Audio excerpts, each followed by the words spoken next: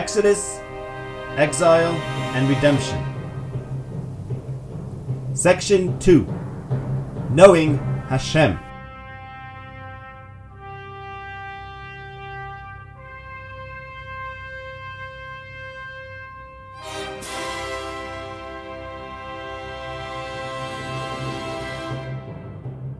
Chapter 7.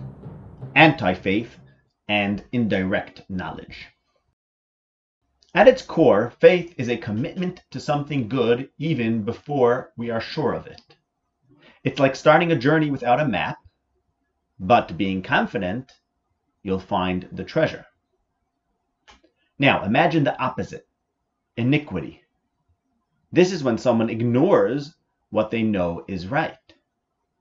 Interestingly, both paths lead to knowledge, but in very different ways.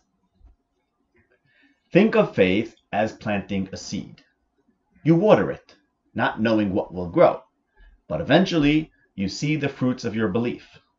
That's how faith in something good over time turns into real lived experience of that good. It's like finally seeing the plant bloom and realizing the worth of your efforts.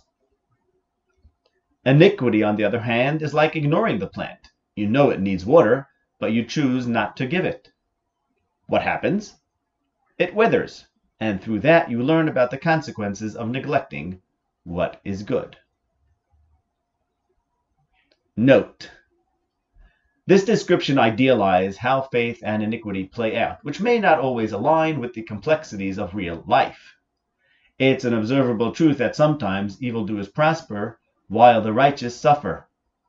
The world doesn't fit neatly into a black and white moral framework where good is always immediately rewarded and evil swiftly punished. However, this idealized model serves a purpose. It suggests a long-term historical trajectory where over time good tends to prevail and evil falters. History shows us that in the broadest view, righteousness eventually leads to positive outcomes, while iniquity leads to downfall. There are moments, too, when this moral pattern is manifest in the short term, with the righteous visibly reaping rewards and the wicked facing consequences. The seemingly random nature of these occurrences echoes Moshe's profound question in the Talmud, Berachos 7a. Quote, Master of the universe, why is there a righteous person who has it good, and there is a righteous person who has it bad? There is a wicked person who has it good, and there is a wicked person who has it bad. End quote. This query highlights the apparent arbitrariness of history, and will be explored further in this work. End note. This concept is vividly illustrated in the Exodus saga, where we see two groups, the Egyptians and the children of Israel, taking opposite paths to knowledge. The book of Exodus frequently talks about understanding or knowing Hashem. For the children of Israel, this knowledge was tied to experiencing His help and protection. They were told that a time of great understanding was coming, where they would see and feel Hashem's care in their redemption from Egypt.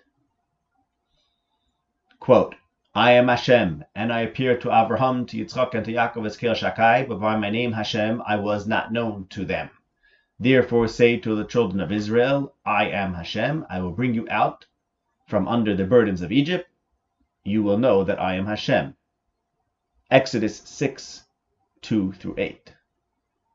Quote, so that you may recount in the ears of your son and your son's son how I made a mockery of Egypt, and my signs that I set upon them, and you shall know that I am Hashem.